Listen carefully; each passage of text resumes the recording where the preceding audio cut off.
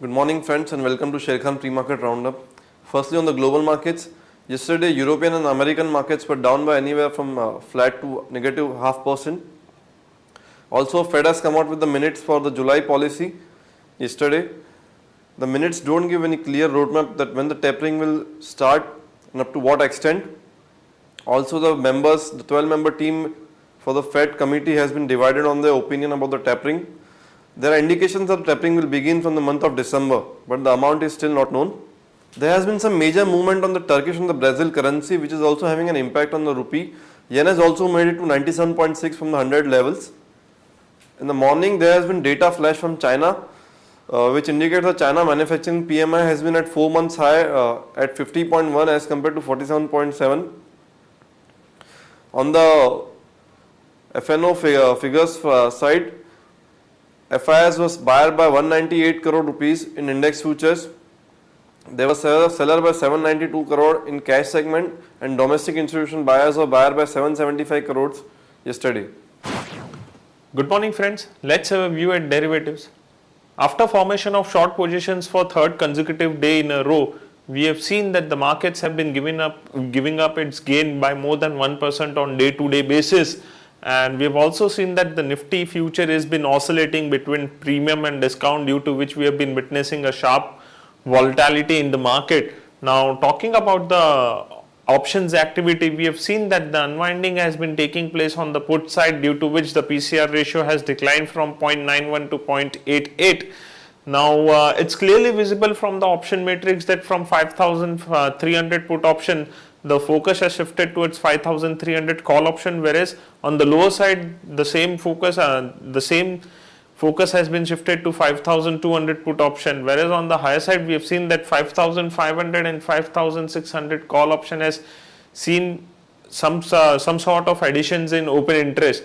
Now, we have also seen that the implied volatility has increased for third consecutive day in a row, which has been clearly indicating, yes, the uncertainty would continue to prevail in the market, and we may see some bounce in the market, but that bounce can be taken as an opportunity to go short, as our overall bias for the market is negative. And from intraday perspective, one can go short on Hero MotoCorp with stop loss of 1862.20. Thank you.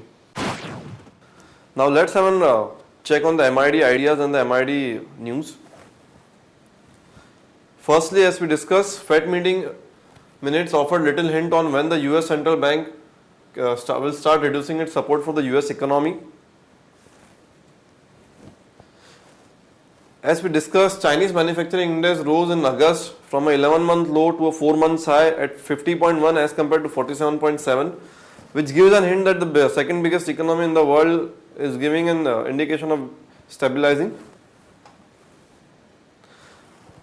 Cabinet is set to consider the revised direct tax code bill today. The basic exemption limits have been kept same, except that there can be a tax of 35% for income of over 10 crore rupees in a year.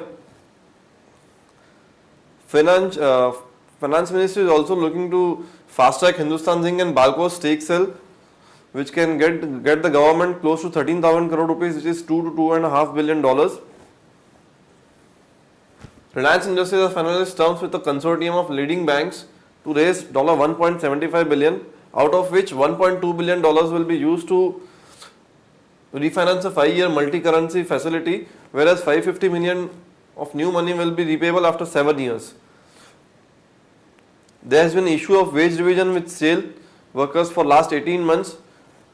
Finally, there are indications that the issue will get settled, and around 85,000 non-executives will get about 15% hike in basic and DNS allowance. Maruti Suzuki has launched its new hatchback Stingray in India, which the company feels that will generate some excitement.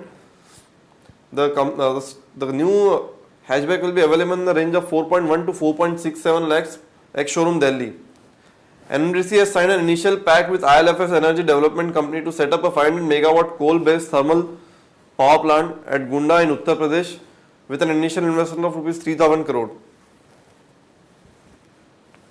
Uttam Galva Steel has decided to surrender two SEZs in Maharashtra. The developer planned two sector specific SEZ for IT and ITES in Raigad.